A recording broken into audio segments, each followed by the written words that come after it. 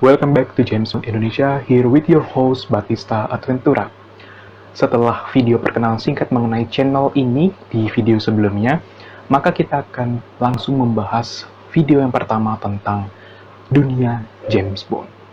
Video yang akan dibahas saat ini adalah untuk membahas fakta-fakta menarik di balik layar film terbaru James Bond, yaitu No Time to Die.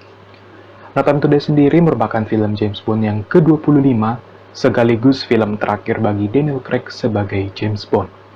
Di balik kesuksesan dari No Time to Die ini, ada beberapa fakta-fakta menarik yang mungkin saja belum kalian ketahui.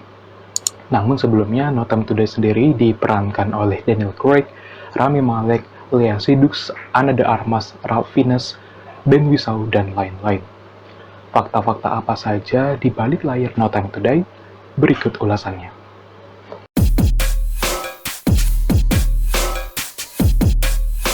Pengunduran jadwal rilis. Pada mulanya, No Time to Die direncanakan akan rilis pada bulan November 2019. Namun karena satu hal yang menghambat proses produksi film, maka diundur pada bulan Februari 2020. Namun sayangnya film No Time to Die harus diundur kembali pada bulan April 2020. Mendekati waktu perilisan pada Maret 2020 yang lalu, pihak MGM mengonfirmasi bahwa No Time to Die harus mengalami pengunduran jadwal rilis karena pada saat itu virus COVID-19 sudah mulai merebak ke berbagai negara di dunia, termasuk di Indonesia. Pihak MGM mengumumkan film No Time to Die akan dirilis pada bulan November 2020. Akan tetapi, pengunduran jadwal tetap tidak terelakkan karena masih merebaknya virus COVID-19. Dan satu hal lainnya adalah untuk mengantisipasi kerugian apabila film tersebut dirilis di tengah angka penyebaran COVID-19 yang masih tinggi di berbagai negara. Maka No Time to Die kembali diundur jadwal perilisannya. Sempat ada wacana bahwa salah satu penyedia jasa streaming terkenal yaitu Netflix ingin membeli hak siar No Time to Die agar film tersebut dapat disaksikan di Netflix. Akan tetapi wacana tersebut ditolak oleh Roma Produksi dan produser No Time to Die dengan menyatakan bahwa film tersebut tetap akan tayang dan hanya tayang di bioskop. Hingga pada akhirnya film tersebut secara resmi rilis di publik pada bulan September 2021 di Inggris dan mulai bulan Oktober 2021 secara global, termasuk di Indonesia yang sudah menayangkan film tersebut pada bulan Oktober awal tahun yang lalu.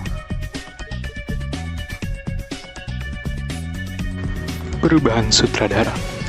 Selain jadwal rilis yang berubah, ternyata nama sutradara untuk film No Time to Die juga mengalami perubahan. Pada awalnya, film No Time to Die akan disutradari oleh Danny Boyle, peraih piala Oscar atas prestasinya dalam membuat film Slumdog Millionaire. Digadang-gadang akan membuat film James Bond selanjutnya menjadi spektakuler.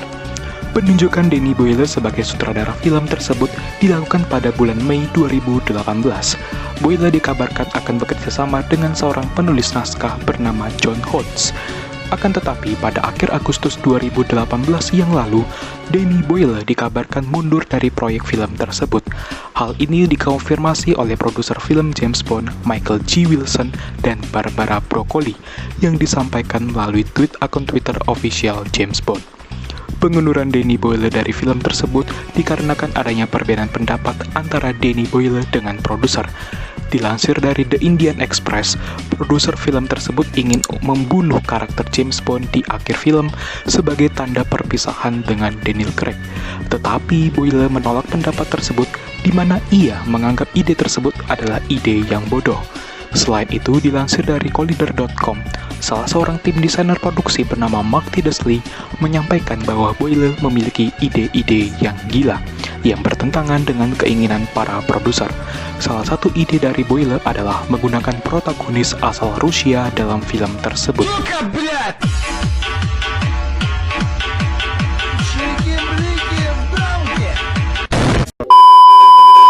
Diketahui pula bahwa Boyle dan Craig telah menjalin kerjasama dalam dunia James Bond sebelumnya, yaitu ketika Boyle dan Craig bekerjasama untuk membuat film pendek pembukaan Olimpiade London 2012 yang lalu.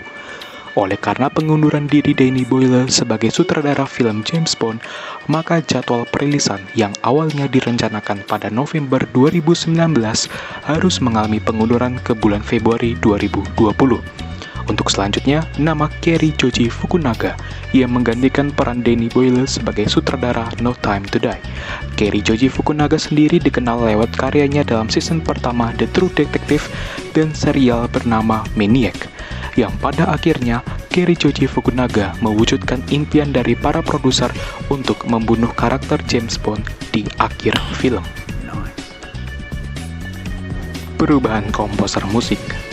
Setelah mengalami perubahan jadwal rilis dan sutradara, film No Time to Die harus kembali menghadapi perubahan. Hal ini yang berubah adalah sang komposer musik. Pada awalnya, seorang komposer musik asal Amerika yang bernama Dan Romer disebut akan menjadi komposer musik untuk film tersebut. Sayangnya keberadaan Dan Romer di proyek tersebut harus berakhir. Alasan pengakhiran tersebut sama seperti alasan pengunduran diri Danny Boyle dari proyek film tersebut, yaitu adanya perbedaan pendapat. Dilansir dari The Guardian, perbedaan pendapat tersebut terjadi antara sang komposer musik yaitu Dan Romer dengan Eon Productions, di mana Eon Productions juga turut andil dalam pembuatan franchise James Bond selama ini. Keputusan pengakhiran kerjasama tersebut datang pada saat yang genting.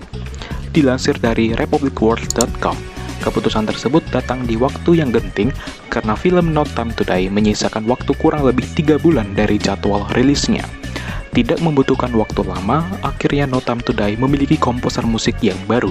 Dia adalah seorang komposer legendaris yang telah masuk dalam nominasi Piala Oscar sebanyak 11 kali dan telah memenangkan Piala Oscar untuk theme song dari film The Lion King pada tahun 1994 silam. Dia adalah Hans Zimmer. Siapa yang tidak kenal sosok komposer musik legendaris tersebut? Seorang komposer yang sudah terlibat dalam mengaransemen musik film-film besar dan terkenal, seperti Pirates of the Caribbean, Wonder Woman 2, Dune, dan judul-judul film blockbuster lainnya. Diketahui sebelumnya bahwa Cary Joji Fukunaga, sang sutradara yang menggantikan peran Danny Boyle, pernah bekerja sama dengan Dan Romer dalam serial Beasts of No Nation dan series berjudul Maniac. Jadi film James Bond termahal. No Time to Die menjadi film dengan pengeluaran terbanyak dalam sejarah franchise James Bond.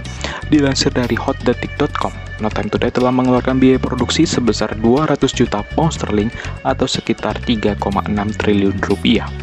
Film tersebut juga melampaui pengeluaran produksi terbanyak dari film James Bond sebelumnya, yaitu Spectre, yang mengeluarkan biaya sebesar 182 juta pound sterling, dan Skyfall, yang telah menghabiskan biaya sebesar 138 juta pound sterling. Pengeluaran tersebut ditujukan untuk beberapa hal seperti biaya pengobatan Daniel Craig yang sempat mengalami cedera ankle pada saat proses produksi, biaya perbaikan karena pernah terjadi ledakan di Pinewood Studios yang menyebabkan beberapa kru mengalami luka-luka, penggantian sutradara dari Danny Boyle menjadi Cary Joji Fukunaga, serta mundurnya jadwal rilis dari tahun 2019 ke tahun 2021. Tak heran film No Time to Die menjadi film termahal dalam sejarah franchise James Bond. Jadi film James Bond tersukses. Meskipun menjadi film dengan pengeluaran terbanyak dalam sejarah franchise tersebut, tetapi film ini menjadi film tersukses dalam sejarah James Bond. Dilansir dari celebrities.id, film No Time to Die meraup keuntungan sebesar 8,5 triliun rupiah di seluruh dunia. Dikatakan menjadi film James Bond tersukses karena film tersebut rilis di tengah pandemi COVID-19 yang masih melanda di berbagai negara. Selain itu, alasan lainnya mengapa film tersebut meraup kesuksesan besar adalah karena film tersebut menjadi film terakhir Daniel Craig sebagai James Bond. Diketahui Daniel Craig memulai debutnya sebagai sang mata-mata pada tahun 2006 dengan judul film Casino Royale. 15 tahun menjadi sang mata-mata, Daniel Craig memutuskan untuk mengakhiri kiprahnya dalam dunia spionase tersebut di film No Time to Die. Itulah beberapa fakta-fakta menarik di balik layar No Time to Die. Jangan lupa klik tombol subscribe-nya, like, dan share kepada teman-teman kalian, agar teman-teman yang lainnya juga mengetahui informasi dari channel ini. I will see you guys on my next video. Batista Adventura out. See ya.